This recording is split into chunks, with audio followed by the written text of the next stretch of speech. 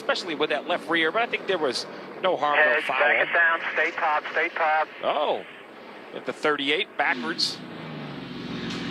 So Chris Hacker is turned around, the 23-year-old in the Xfinity Series this year. You see probably the tire going down there as he came out of the turn.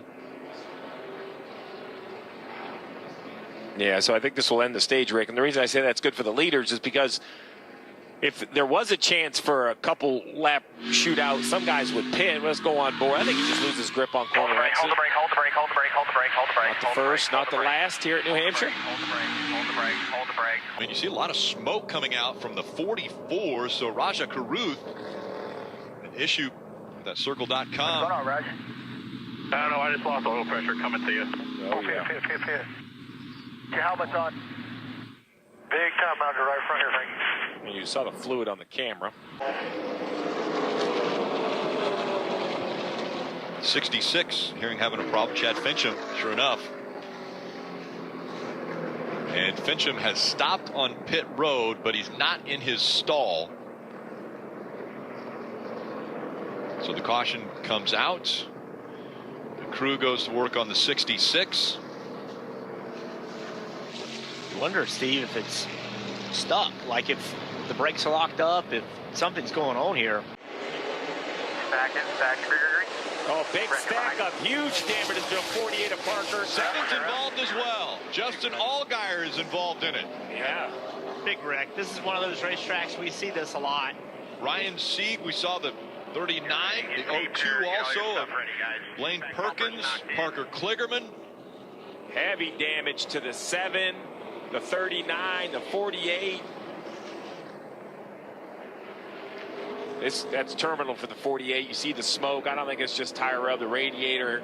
Yeah, that one's a foot shorter. Why is it here, Jeff? This place is known for it. Well, Indy also. Remember Indy, the oval? Like anytime there's a long straight and narrow, it's hard to see. You cannot see through the car in front of you. So everybody's going straight. The guys in the back cannot see what's happening in the front. And off it goes. Let's start with Parker Kligerman right here. You see the car on his outside is laying back quite a bit, and they just don't go. And everybody's anticipating a launch, and they hadn't launched. And now the leaders, they can wait all the way until the end of the blue zone. So you see, they just wait all the way to the finish. John Hunter did nothing wrong right there. He launched, it appears to me, he launched just before the line. We'll watch it again. But everybody was, this wreck started before the leaders ever launched. And it was just the anticipation of when is that front row going to go. And you have to guess. It's a bit of a guess, but clearly guess wrong. Now, here's the first line they're coming to. Okay, so Steve said that you got to launch in between this line and this next one. So watch the outside car. There he goes. He had started rolling before he got to the line, it appears to me, but they're all stacked up. Yeah. Okay, so let's remember where this all started from. The restart zone was put in place because when we went to double file restarts, the leader needs to have an advantage. He's already lost the advantage of now somebody's starting next to me, so you get to decide when to fire in this zone of time. Everyone behind is thinking, I'm going to leave a little gap, I'm going to roll up and time this perfect and pull out a line. And when the leader waits, everybody stacks up. And I agree with your assessment, Jeff. Trying to clear Allgaier, and he just barely does, but doesn't go on the racetrack. Yeah, Riley Herbst into the wall. Yeah, the 98 was coming off the corner. The 10 looked like he was on his right rear. I couldn't tell who moved up or who moved down. But the result, the 98, and you look at the right front wheel, that concrete and paint or metal kind of jammed into it. And remember, that's the guy that Parker Kligerman is racing for that to get into the playoffs. So both of those guys having trouble. And big issue, the right front wheel not turning. This is going to be a day ender, I assume, for the 98. And with 99 laps to go, 98, 97 before pit road opens, if you think you could go 80 green, you know, welcome to New Hampshire. One spot in front of Parker Kligerman. All right, so the three ride right here. Riley gets clear of Austin Hill on the inside. It looks like to me he comes up on the 10 car, yeah, of Austin. Austin Dillon in the 10. He was between some Austins. It's a tough angle. I'd like to see it from a little different angle. Here you go. Yeah, it's pretty clear.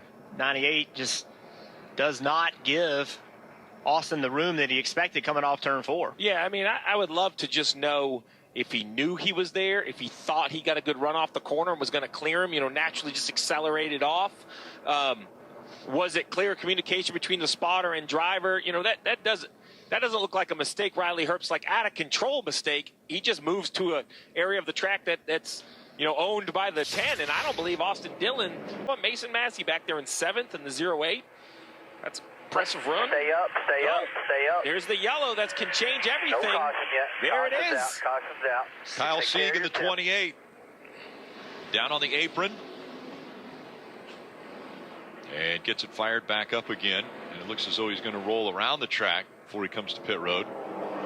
We heard from Ryan Sieg earlier. Kyle's the younger brother of Ryan.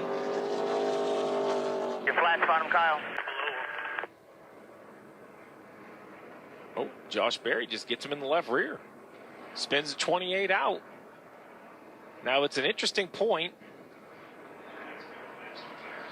And that's something you'd like to see. You like to see drivers and crew chiefs building their relationship. Oh, there we go. Caution. Parker Retzlaff in the 31 around, bringing out the caution. That's 8 cautions now for the day. Well, he's already looked sideways into the picture. I feel like that has to be a right rear tire going down. I just don't see him spinning that early. I mean, you look at the tires already almost off the rim. I'm not sure if it could go down that fast as he spun around. Hard to tell from that angle, but that would be my guess at what happened. Inside lane checked up just a bit, and Nemechek able to clear. Oh, the 18 gets into the rear bumper of the 1. The 1 Sam goes Baird around, stacked up behind him. Yeah, he's around the 19. A lot of damage for Joe Graf Jr. Caution has come out again. That's number 9. Austin Dillon involved. You see him in the 10, the 24 of Connor Mozak. Got flames coming out of Joe Graf Jr. It's so many times. Stay down on the apron. It's out. I think it's contact between the 18 and the 1. So you see the 7 going to go to the bottom. The black and gold car kind of accelerates. It just hits the 1 right square in the back bumper.